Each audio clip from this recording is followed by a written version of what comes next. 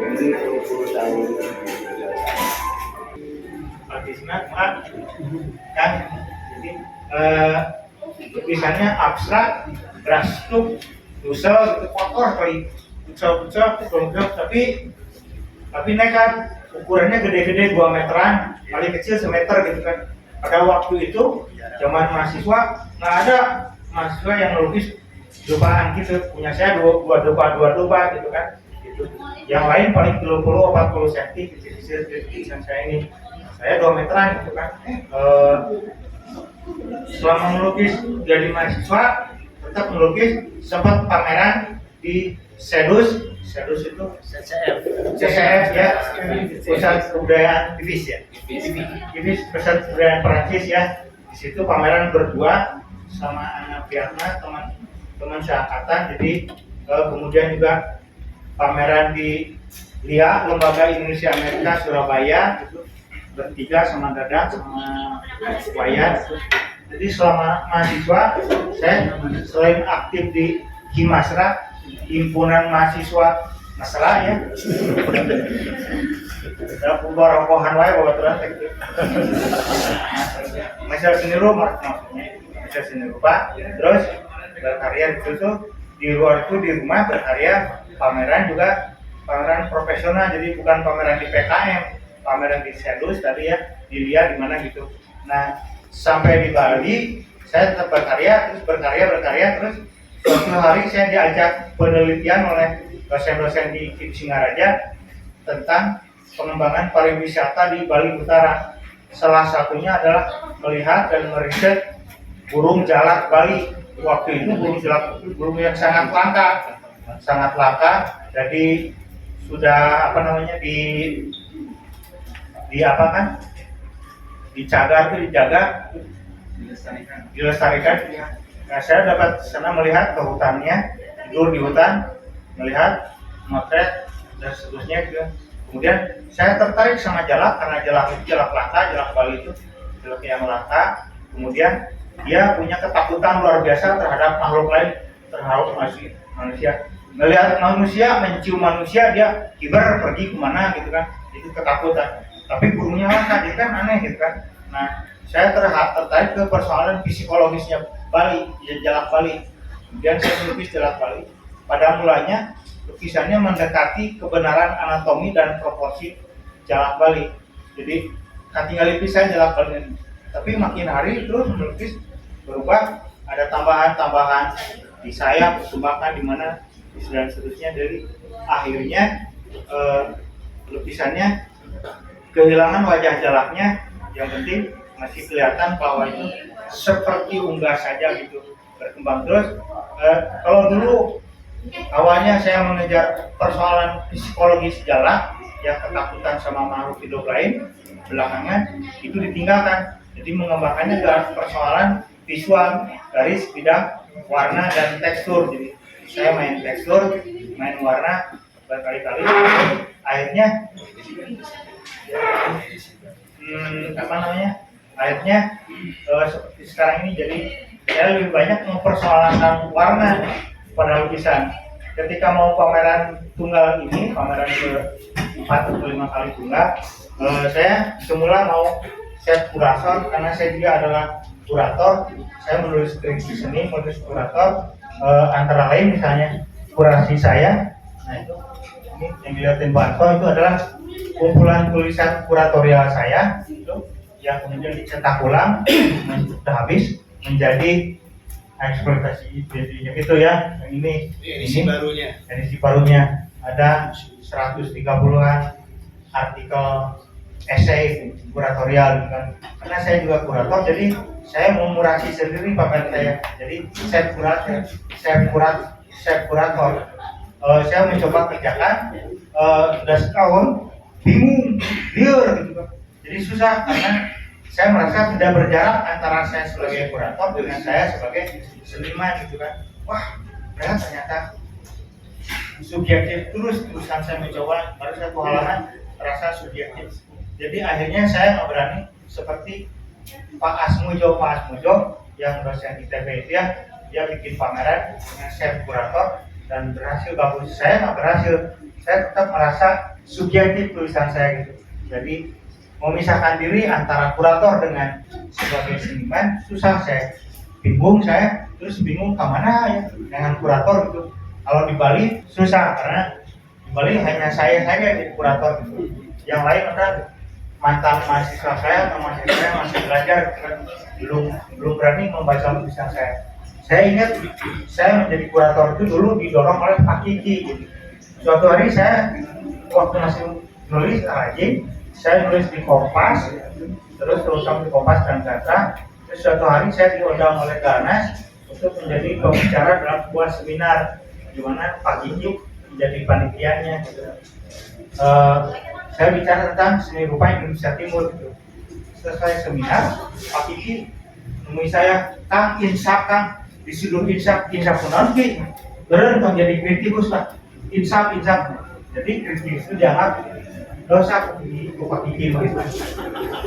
Nyinyir musuh hukum gitu. Dikritik seniman nyeri hati, dipuji seniman mulai ini hati. Si A pameran ditulis bagus, si B dibahas protes, jadi boga musuh. Ada tulisan hari ini 1 dimuat 5 orang jadi musuh gitu. Terus jadi di mana-mana saya menulis seniman Bali, terutama Bandung, beberapa Jogja, beberapa Denpasar, beberapa Jakarta gitu. Karena ada kesempatan saya nonton pameran, saya nulis resensi gitu. Tapi selalu menciptakan musuh, makanya oleh Pak Kiki dibilang insaf, jadi kurator lah maksudnya. Jadi kurator mah, nulisnya sebelum pameran nulis juga, tapi lebih merdeka kan. Dibayarnya gede deh jangan gitu, aduh Pak Kiki lu ngasih tahu deh, lu ngarum skripnya Pak Kiki. Jadi kalau sebagai kurator, sebagai kritikus, ibarat Kompas orang terbesar di Indonesia pun hanya sekitarnya paling agem, paling besar sekitarnya rata-rata kalau jadi kurator mah 15 juta minimal, paling murah. Jadi akhirnya 3 tahun saya jadi kurator bisa ngarombak iman DTM gitu. Jadi kurang lebih itu perjuangan saya. Saya kemudian melukis lebih banyak mempersoalkan warna, mempersoalkan garis, bidang, dan tekstur gitu. Terutama warna. Jadi saya senang menggali-gali warna. Jadi saya kalau beli cat itu ke toko cat, beli cat ini satu set, semua yang ada di situ dibeli, warna apapun beli gitu kan, supaya saya tidak kekurangan warna. Belum lagi mencampur sendiri. Kalau warna hijau ini hijau muda, saya coba pakai campur putih gitu kan. Terus nanti coba pakai kuning, nanti coba pakai warna lain. Biru juga gitu. Kalau biru ingin muda, coba pakai putih, coba pakai hijau, coba pakai kuning, coba pakai apa saja gitu ya. Hitam juga, hitam ingin kelihatan hitam legam, hitam caketrek, coba pakai biru campur lagi, pakai macam-macam. Jadi berbagai warna suka saya campur-campur gitu. Jadi lukisan saya itu banyak menghabiskan palet tempat ngaduk cat gitu ya. Jadi paletnya saya bikin dari triplek, dibungkus kain kanvas, isi pakai palet gitu kan. Jadi nanti selesai melukis si palet tadi kalau udah nggak bisa dipakai lagi, jadi lukisan tinggal lengkungkan di bawah, jadilah pas bunga gitu kan. Bekas nyampur jadi bunga gitu. Di sini ada sebelah sana ya ada lukisan si bunga, jadi itu ada bekas palet gitu ya. Itu saya niru Pak Popo guru saya ya, guru kita semua di sini. Itu Pak Popo kalau bikin lukisan pakai paletnya pakai kanvas, bekasnya jadi tinggal tangan Popo gitu. Jadilah jambangan bunga itu barang ya. Jadi ketika saya meminta Pak Kiki untuk ngurasi, Pak Kiki tolong jadi kurator gitu. Saya mau pameran nekat nih, insaf saya berhenti jadi kurator, berarti jadi kritikus, jadi seniman lah gitu. Ayang Bunhar sok gitu, kurang goreng gitu. Jadi Pak Kiki sudah goreng. Karena Pak Kiki jadi tukang goreng. Jadi Pak Kiki balik, sok kan kurang goreng, nah kita gorengnya lah gitu. Baiklah, asal ulah untung gitu. Bareng siga Patisna mah tuh. Ini sebelah kanan saudara Patisna ya. Patisna pernah kuliah di IKIP, lupa angkatan 78, saya 76. 2 tahun kemudian Patisna hanya setahun nggak betah di IKIP karena betah ya, tapi ngalih ke ITB tahun 80 pindah ke ITB gitu, karena di IKIP gaulnya cuma dengan saya, Kang Wawan, kurang gaul gitu lah gitu.